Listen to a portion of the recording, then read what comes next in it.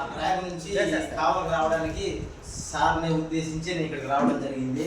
ఆయన చెప్పడం వల్ల నేను తెలుసుకొని ఒక సంవత్సరం వేస్ట్ చేసుకున్నాను చెప్పి ఆ సంవత్సరం నుంచి ఇక్కడికి వచ్చిన తర్వాత ఖాళీగా ఉండకూడదు, నాకు తెలిసిన పని చేయాలనుకుంటూ ఈనాటి 1992 నుంచి 2023 దాకా ఒక కూలి పనిగానే చేస్తా ఉన్నామని ఇక్కడికి ఈ సంవత్సరంలో నాకు ఒక ఆలోచన కలిగింది.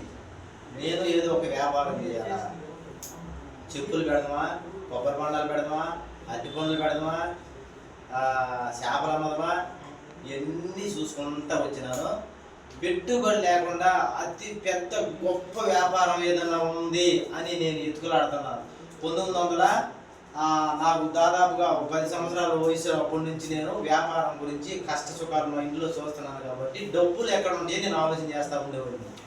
డబ్బులు ఎక్కడ ఉంటాయి అని అంటే ఉద్యోగాలు చేసేవాళ్ళు మా జేజీ కనపడరు, ఇకపోతే కూలి పని చేసేవాళ్ళు మా అమ్మలు కనపడరు, ఇంకా రకరకాల వృత్తులు మా కుటుంబంలో పొయ్యి పని చేసేవాడు మా నాన్న కనపడుతున్నాడు. కానీ డబ్బులు ఎవరి దగ్గరగా ఎక్కువగా ఉంటాయని నేను ఆలోచన చేస్తూ ఉంటే నాకు వ్యాపారంలో ఉంటాయి అని టిఫిన్ కొట్టు వాళ్ళు కనపడుతున్నాను. అప్పుడు నా ఆలోచన, నా విధానం ఎట్లుండేదంటే నాకు అంతవరకే తెలుసు. నేను టిఫిన్ కొట్టు కాడికి పోతున్నాను, పనికి పోయేవాడిని, వేరే పనికి. కానీ తర్వాత ఇంకా ఎక్కువగా ఎత్తుకులాడాల్సి వచ్చింది, ఇంకా కష్టం వచ్చింది, ఇంట్లో పెద్ద కష్టం రావాల్సి వచ్చింది. ఈసారి చెప్తాను నేను దాన్ని ఎక్స్ప్లెయిన్ చేసి. దానికోసంగా నేను డబ్బులు కావాలని కోరిక కలిగింది. డబ్బులు కావాలని అంటే ఎక్కడ ఉండేవి అని అంటే పెట్టుబడి లేకుండా ఉండే వ్యాపారం అయితే ఉంటాయి. నా దగ్గర ప్రస్తుతానికి పెట్టుబడి లేదు. దానికోసం పెట్టుబడి లేకుండా ఏ వ్యాపారాలు నేను ఎత్తుకులాడటం నేను మొదలు పెట్టినాను. యూట్యూబ్లో సెర్చ్ చేసినాను, రియల్ ఎస్టేట్ వ్యాపారాలు కనపడి దాంట్లో జాయిన్ అయ్యాను. అక్కడ 8 నెలలు ప్రయాణం చేశాను.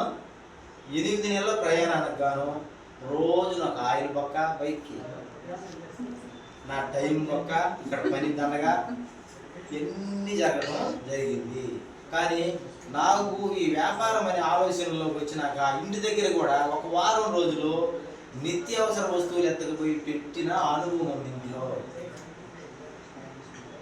ఆ నిత్యావసర వస్తువులు ఎట్లా జరిగినాయి అంటే నాకు దాంట్లో పూర్తిగా అవగాహన లేదు. కానీ ఎత్తుకొచ్చి ఇంట్లో పెట్టడం వల్ల ఇంట్లోకి మేము ఆడుకున్నాం, పిల్లలు ఆడుకున్నారు, ఇంట్లోకి జరిగింది.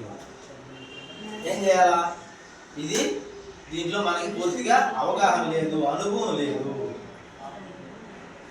అని ఒక ఆలోచనతోటి ఉండి ఇంకా తెలుసుకోవాలి. దీంట్లో ఎక్కడైతే డబ్బులు ఉంటాయి అనే ఒక ప్రాసెస్లో నాకు సార్ ఒక సంవత్సరం క్రితం చెప్పిన మాట గుర్తుకొచ్చింది. చెప్పి సార్ దయచేసి మీరు ఎక్కడున్నారో చెబితే నర్సే సార్ ప్లీజ్ మీకు అని మెసేజ్ పెట్టడం జరిగింది. సార్ ఎంత కష్టమై వస్తేనో సార్కి నేను మెసేజ్ పెట్టడం జరిగింది. ఏమని పెట్టారా? సార్ దయచేసి మమ్మల్ని జాయిన్ చేయండి, దాంట్లో వెస్టేజ్లో మాకు మీటింగ్ ఎక్కడ ఉన్నాయో చెప్పండి, నేను వస్తాను. అంతకుముందు చెబితే వేరే బండి మీద ఉన్నప్పుడు ఆ బండి వేరే ఉన్నాయి, చెత్త అవన్నీ కాదు. ఇంకా చాలా ట్రాకులు ఉన్నాయి జరిగినాయి, చాలా ఎత్తుకులాడినాడు నేను. సార్ పరిచయం జరగడం వల్ల దేవుడు మా కుటుంబంలో ఇవాళ ఒక కాంతివంతమైన అఖండమైన దీపం వెలిగినట్టుగా ఉంది. నేను ఇక్కడ ఈ వెస్టేజ్ నిలబెట్టాను. అంతకుమించి నేను ఏం చెప్పలేను. సార్కి మా కుటుంబాలు 3 తరాల పాటు మా నాయన కనపడడం మా తల్లిదండ్రుల తోడుగా కనపడుతున్నారు. నేనేం చెప్పలేను. అసలు పేరు చెప్పలేదు.